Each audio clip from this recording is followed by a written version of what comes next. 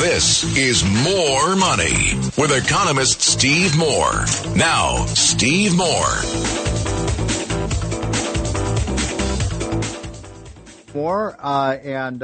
Having fun on a Saturday afternoon. I hope you're all having a wonderful weekend. Thanks so much for tuning in.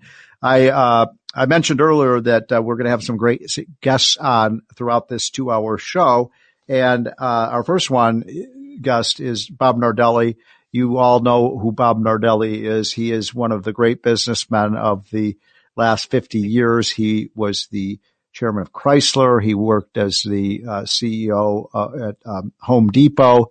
And before that, he was an executive at General Electric during their golden years. So there is nobody, in my opinion, or I shouldn't say nobody, but maybe 2 or 3 people that could rank with Bob Nardelli as an expert on American business. So Bob, first of all, thanks for joining. Thank you, Steve. Very kind of you, as always. It's exciting to be with you this beautiful day. Okay, so I've got a lot to talk with you about, Bob, and I'm going to start with something I'm concerned about, which is the economy. You texted me this morning, said, "What do you want to talk about?" And I want to talk about business and the economy, and I want to talk about first of all the recession, the possibility of a recession. We're looking at maybe negative 2% growth for the first quarter, which in my opinion, is the residual effect of Bidenomics. But, you know, it's clear if you look at the consumer confidence numbers, if you look at consumer spending. I've talked to a lot of, when I just go to the stores, they say, "How's business?" They say it's slowing down. The customers aren't coming in. How do you read it, Bob? Yeah. Well, Steve, I think you called it right the other day when I saw you on the show. But here's my point of view on this. I think we are spending way too much time on the negative side of what's going on in this country and this wonderful administration, as opposed to the positive side. So, Yes, we may in fact see, and you've nailed it, that we may see a little negative GDP, and that for sure is a holdover of what we've inherited, just like so many other things. That's right. From administration Biden. Trying to change. But I think, if I look out there, let me just say, first of all, on the economy, as a father and a grandfather, I couldn't be more pleased with this administration, President Trump's, intentional decisions to close the border, number one. Number two, to repatriate the worst first, and to try and put the hammer down on the lawless society that grew over the past 4 years. Yep. And that in itself will fuel the economy. I think we tend to scare the consumer a little bit because they're used to certainty. As you know, Steve, their certainty in the market has been tremendously positive over the past period of time. And now, so when they hear that, the airlines maybe are stepping down, to your point, consumer spending is down, retail business is down, those are probably all, in fact, true to some point. But I think our consumers are just caught up with that more than the positive things. Energy pricing, right? Energy is coming down. Even the price of eggs are coming down. Finally. When you think about what this administration, just think about the waste and the corruption that they have identified, which is going to be able to return, hard-earned dollars back to all of us in this economy. I heard, the announcement earlier about Tesla.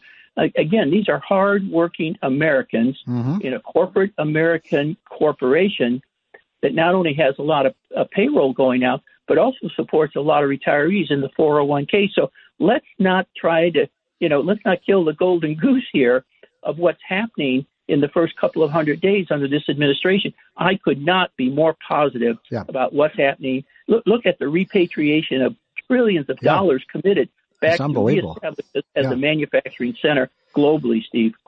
So, Bob, all excellent points. I wanted to, in the previous section before you came on the show, Bob, we were talking about education, and I was talking about how I had waited for 40 years for a president to do what Donald Trump did this week, which was declare, you might have just heard that clip, folks, from Donald Trump that was played on the news where he said, we spend more than any other country on education and we're getting really bad results. So we're not spending the money very efficiently.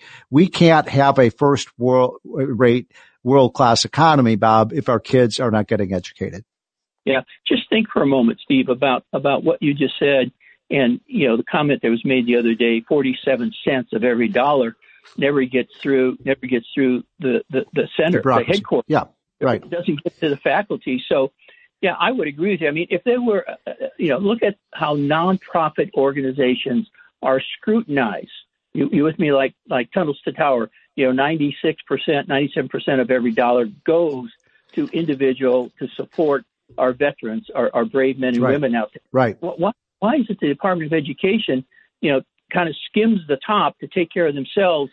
And, I've got 4 children, I got grandchildren, and I'm looking forward to choice and being able to get these kids educated, in a number of dimensions. Certainly COVID has had the most profound negative impact, masked up, not being able to really learn in a classroom.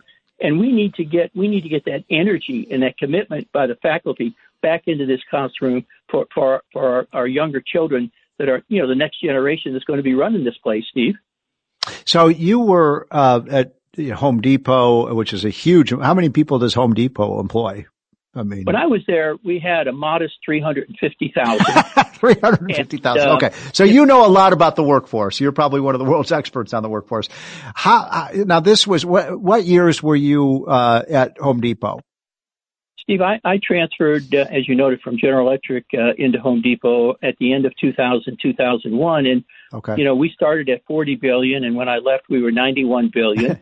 Wow. We'd opened 1,000 stores during that period, one every 24 to 48 hours, went from 0 to number 1 in Mexico. So, I've been blessed to have a team of men and women that, I had to be careful when I asked them to do something because they usually did it. They were so full of energy and positivity about and bringing globality to the business.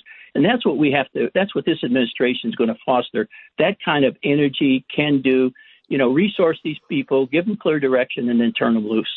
So there's very few people in the country then who have been on the front line of, dealing with our workforce. And I wanted to ask you this question about the quality of the workers, because I'm concerned, when we have kids who can't read the diploma out of high school, that makes it very difficult to employ them. But what would you say we need to be doing a better job of to get people ready for the job market? Yeah, that's a great question. And I was up at Columbia the other day making a presentation, and that came up. So I think, first of all, we got to get back to the basics. And you said it a couple of times. We got to make sure we're teaching math and that the children are learning math, that they're learning reading, that they're learning the basic fundamentals of finance. When I was in high school, and that's, decades ago, we had a course called citizenship. Where did citizenship go? My senior year, we had government. Well, we called it civics back then, but, we had that. You had to know we knew what the Bill of Rights was. We knew the Constitution. Yes. We knew all of these things. I don't think most kids even have that anymore. Well, I would say, let's look at the deterioration. I went to high school in the state of Illinois, and look what that's deteriorated to over these couple of decades. So we need to do that. The other thing I really believe strongly, Steve, is that AI is going to eliminate the entry-level jobs in this country. Mm-hmm. And so we got to start training these young men and women for the next level job. For example, if you go into one of the financial firms, the auditing, taxes, whatever. So the entry level job where you internship and you learned, right? You did an internship. We got to get these young men and women prepared for the next level when they graduate to be able to compete out there, Steve. So yeah, I think we have to up the game totally, and in both high school and university. I'm talking to Bob Nardelli, who of course is one of America's premier businessman. He was an executive at Home Depot. He was an executive at Chrysler. He was number 2 or 3 under the great Jack Welch. And I know you've told me this before in private, but Jack, you must have learned a hell of a lot about business from Jack Welch. Well, I would say that I am blessed. I'm very fortunate to have spent 30 years underneath Jack's tutelage. And if you don't listen and learn, you'll never be able to lead. And he did a magnificent job. I think what we've lost in Jack Welch and inspirational and creative leaders like that, we see it all the time now, Steve, right? Major conglomerates are breaking up because they don't have the skill set to run them. And a conglomerate has a tremendous competitive advantage given the ins and outs and the ability to serve various industries, take them through the peaks and the valleys that everybody has. So I'm disappointed to see, of course, the way GE went. Now we see Honeywell going that way. And I think it's just a lack of capability to run a massive organization with different technologies, different channels to market, and certainly brings a tremendous level of globality to business, right. Steve. So you obviously have been an outstanding chief executive yourself, and you work for one of the great CEOs of all time. I'm always curious about what it is that makes a CEO effective. Is it vision? Is it, their business acumen? What is it that sets these people like you and Jack Welch apart? Yeah. Well, again, I was very fortunate. We had a very, very disciplined approach to running the businesses that we were, entrusted to with the responsibility to run them. And there were things like, stretch goals, right? Rather than negotiate, I want 5 and he wants 15 and we agree at 10. Let's just go in and set a goal, not an outrageous goal, but one that stretches us because we'll see things and do things we otherwise would not have seen. That you create a culture of can do versus why not. That you really have a childlike curiosity about everything you're talking about, looking at, and doing. And you do have to have a strategic vision. And mine was always, you got to enhance the core, we have to extend the business, and we have to expand the market. And when you talk to 350,000 associates, you got to have them under one of those verticals, or they're not going to get a good review, right? So again, you have to innovate, or you will evaporate, and change will be the only constant, is what we grew up with, Steve. So all of those sound bites really were actionable items that we embraced and lived with and ran our divisions and our companies with. So we have a lot of young people, actually, believe it or not, who listen to the More Money Show, and a lot of them are just, in their early 20s or mid 20s and looking ahead for their career. And that's a tough time, to figure out what direction to go with in your life. What advice do you have for, the young people who want to, be successful in business or whatever it is in life? What do you think are the 3 or 4 keys to young people in terms of getting on the right course? Yeah. The first thing is to, the toughest job you'll have is finding a job coming out of the universities today. Yeah. Even if you're, from high school, you decide you want to take a different route. You have to work tirelessly to try and get that first job. And hopefully it's in an area or a business and industry that you love. And then I would encourage you, don't try to grow too fast vertically, because you won't have the base to be able to, run a more complex organization or do. So what does that mean? I'm sorry. What does that mean to not grow vertically? What does that mean? Yeah. So a lot of people, that I competed with when I first joined General Electric in 71, right.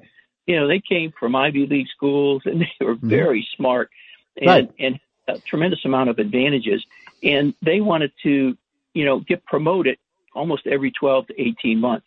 Vertically. They want to get to the top as fast as they can. But when you get there, it's like a tree, a strong wind. If you don't have a good base, you're going to blow over. Right. And so I embraced horizontal promotions when I was there, so maybe it wasn't a higher level or more money, but I had valuable knowledge that allowed me to run complex organizations, big organizations, because I took the time to really get granular in my understanding of every aspect of business that I was afforded the opportunity to run, Steve. And I think that's back to this childlike curiosity. You have to apply yourself. And it's not about working harder.